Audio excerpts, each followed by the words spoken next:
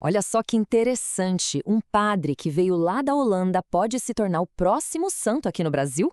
Pois é, hoje a gente vai mergulhar na jornada incrível do padre Matheus van Herkhuizen para entender o que faz dele um candidato tão forte à santidade. A pergunta que fica é, como, né? Como um homem que nasceu lá na Holanda, que foi missionário na África, acaba sendo tão amado, tão venerado numa cidadezinha do interior de São Paulo, a ponto de virar um candidato a santo? É essa história fascinante que a gente vai desvendar agora. Bom, para a gente entender em que pé está essa história, é preciso conhecer um termo-chave: servo de Deus. E olha, isso não é só um nome bonito, não. É, na prática, o sinal verde do Vaticano. É o primeiro passo oficial naquele caminho longo e super rigoroso que pode levar à santidade. Ok, então a gente já sabe que o processo oficial está rolando. Mas para entender o porquê de tudo isso, o que motivou essa devoção toda, a gente precisa voltar no tempo. É na história do homem, e não do processo, que a gente encontra as respostas. O papel começou a ser assinado em 2018, mas a semente disso tudo, essa foi plantada décadas antes, com uma vida inteira de dedicação. Então, vamos lá. Vamos voltar para onde tudo realmente começou. E esse começo, claro, nos leva lá para a Holanda, para uma família com uma fé muito forte, onde nasceu o garoto que um dia ia atravessar o oceano para dedicar a vida ao Brasil. Quando a gente olha essa linha do tempo, uma coisa salta aos olhos: a convicção dele. Pensa só, com 12 anos de idade, ele já estava no seminário. 12. Aos 19 já fazia os votos de castidade, pobreza e obediência. Quer dizer, não teve dúvida, não teve desvio. A vida dele foi uma linha reta em direção a esse chamado, que acabou trazendo ele para o Brasil logo depois da Segunda Guerra Mundial. E a missão dele não ficou só no Brasil, não. A entrega do Padre Matheus atravessou o oceano de novo, deixando uma marca profunda em dois continentes bem diferentes, América do Sul e África. E olha só que fato impressionante, a vocação era de família, não era só ele. O Padre Matheus e mais 2 irmãos, os 3 se tornaram missionários agostinianos assuncionistas. Isso já dá uma dimensão do ambiente de fé em que eles foram criados, né? E dá para ver aqui como ele era versátil. No Brasil, ele atuou como pároco e também professor. Já no Zaire, que hoje é a República Democrática do Congo, ele foi para a linha de frente do trabalho missionário. E o mais interessante é que ele sempre trabalhou ao lado de um irmão. Uma vida de serviço que, muitas vezes, era também um trabalho em família. Depois desses anos todos na África, o Padre Matheus voltou para o Brasil.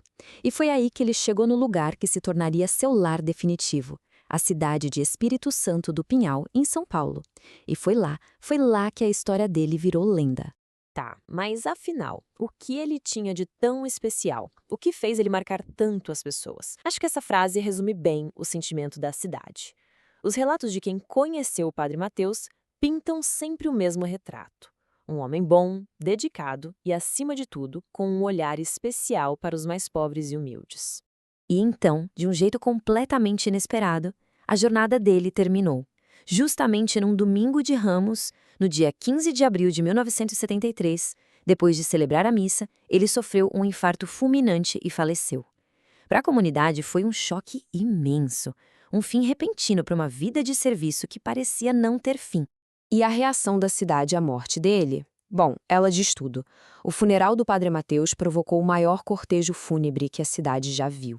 A população inteira saiu às ruas. Foi algo que nunca tinha acontecido antes. Uma demonstração clara do tamanho do carinho e do respeito que as pessoas tinham por ele. E o mais impressionante é que essa admiração não acabou com a morte dele. Pelo contrário, décadas depois, o túmulo do Padre Matheus é um lugar de peregrinação, sempre cheio de flores, de bilhetes de agradecimento. Todo dia 15 do mês tem uma missa especial em memória dele e até uma das principais avenidas da cidade leva seu nome. Isso mostra que ele não é só uma lembrança. Para muita gente, ele é uma presença viva. E foi essa devoção popular, que nunca parou, que deu início a tudo.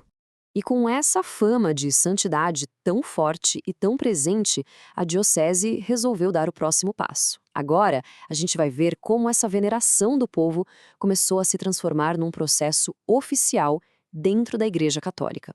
Esse caminho para a santidade é quase como um processo judicial, só que divino e super metódico. Primeiro, nomeiam um postulador, que é tipo um advogado da causa. Foi o que aconteceu em novembro de 2018. Depois, o Vaticano precisa dar o seu nihil obstat, que significa nada impede. É o sinal verde, que veio em fevereiro de 2019. Aí sim ele recebe o título oficial de servo de Deus. A partir daí, como aconteceu em dezembro de 2019, começa um tribunal na própria diocese para investigar a fundo a vida e as virtudes dele. E só para se ter uma ideia de como esse processo é sério, o postulador da causa, o Dr. Paolo Villota, é o mesmo que trabalhou nos processos de figuras gigantescas como a Santa Dulce dos Pobres e o Beato Donizete Tavares de Lima. Ou seja, a causa do Padre Mateus está em mãos muito experientes. Então, a investigação local está a todo vapor. Mas e agora? O que vem depois, nessa longa estrada que vai de servo de Deus a, quem sabe, um futuro santo? A jornada é longa, cheia de etapas. Mas a pergunta que fica é: será que a devoção de uma cidade inteira pode, de fato, transformar esse missionário holandês no próximo santo do Brasil? Bom, essa é uma resposta que ainda está sendo escrita.